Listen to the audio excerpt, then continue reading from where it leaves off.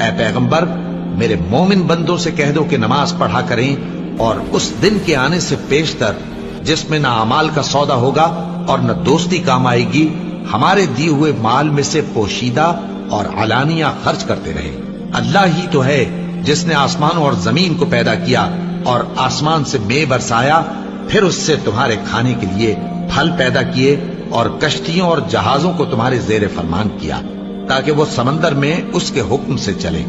اور نہروں کو بھی تمہارے زیر فرمان کیا، اور سورج اور چاند کو تمہارے لیے کام میں لگا دیا کہ دونوں دن رات ایک ڈگر پر چل رہے ہیں، اور رات اور دن کو بھی تمہاری خاطر کام میں لگا دیا، اور جو کچھ تم نے مانگا سب میں سے تم کو عنایت کیا، اور اگر اللہ کے احسان گننے لگو تو شمار نہ کر سکو، مگر لوگ نعمتوں کا شکر نہیں کرتے۔ کچھ شک نہیں کہ انسان بڑا بے انصاف ہے، ناشکرا ہے۔ اور وہی تو ہے جو اپنی رحمت یعنی مہ سے پہلے ہواؤں کو خوشخبری بنا کر بھیجتا ہے، یہاں تک کہ جب وہ بھاری بھاری بادلوں کو اٹھا لاتی ہے تو ہم اس کو ایک مری ہوئی بستی کی طرف ہانک دیتے ہیں، پھر بادل سے مہ برساتے ہیں، پھر مہ سے ہر طرح کے پھل پیدا کرتے ہیں۔ اسی طرح ہم مردوں کو زمین سے زندہ کر کے باہر نکالیں گے۔ یہ آیات اس لیے بیان کی جاتی ہیں تاکہ تم نصیحت پکڑو۔ جو زمین پاکیزہ ہے اس میں سے سبزہ بھی پروردگار کے حکم سے نفیس ہی نکلتا ہے، اور جو خراب ہے اس میں جو کچھ نکلتا ہے ناقص ہوتا ہے۔ اسی طرح ہم آیتوں کو شکر گزار لوگوں کے لیے پھیر پھیر کر بیان کرتے ہیں۔ تب ہم نے حکم دیا کہ بہشت بری سے چلے جاؤ، تم ایک دوسرے کے دشمن ہو، اور تمہارے لیے زمین میں ایک وقت تک ٹھکانہ اور معاش مقرر کر دیا گیا ہے۔ پھر آدم نے اپنے پروردگار سے کچھ کلمات سیکھے اور معافی مانگی تو اس نے ان کا قصور معاف کر دیا، بے شک وہ معاف کرنے والا اور صاحب رحم ہے۔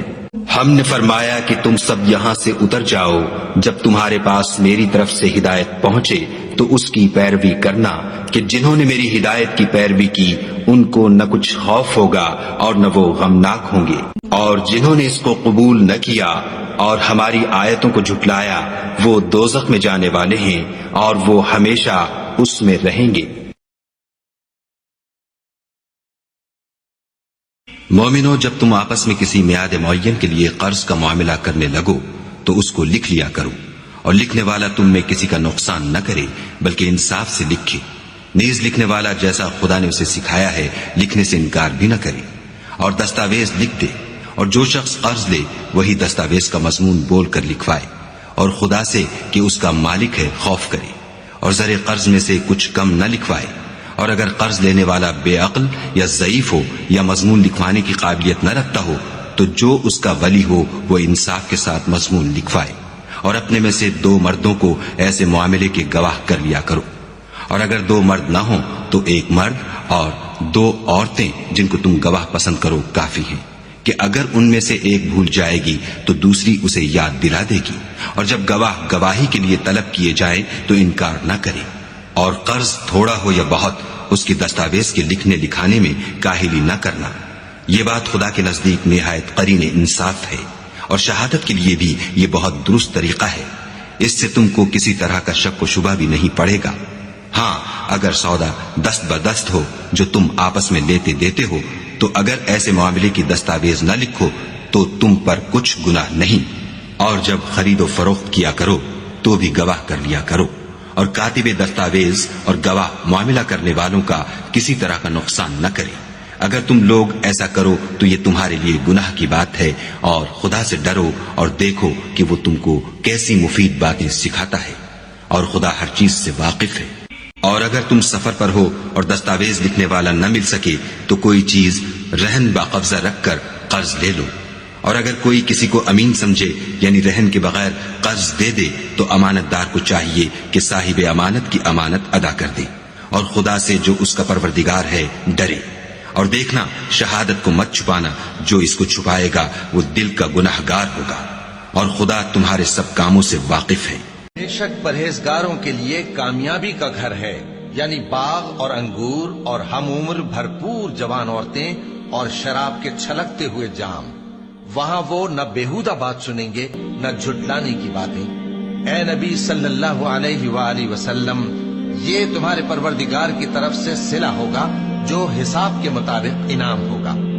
وہ پروردگار کہ جو کچھ آسمانوں اور زمین میں اور جو ان دونوں کے درمیان ہے سب کا مالک ہے، بڑا مہربان ہے، کسی کو اس سے بات کرنے کا یارہ نہ ہوگا۔ اے پیغمبر صلی اللہ علیہ وآلہ وسلم، اپنے پروردگار جلیل الشان کے نام کی تسبیح کرو، جس نے انسان کو بنایا پھر اس کے اعضاء کو درست کیا، اور جس نے اس کا اندازہ ٹھہرایا پھر اس کو رستہ بتایا، اور جس نے چارہ اگایا پھر اس کو سیاہ رنگ کا کوڑا کر دیا۔ ہم تمہیں پڑھا دیں گے کہ تم فراموش نہ کرو گے، مگر جو خدا چاہے، وہ کھلی بات کو بھی جانتا ہے اور چھپی کو بھی۔ ہم تم کو آسان طریقے کی توفیق دیں گے، سو جہاں تک نصیحت کے نافع ہونے کی امید ہو نصیحت کرتے رہو۔ جو خوف رکھتا ہے وہ تو نصیحت پکڑے گا،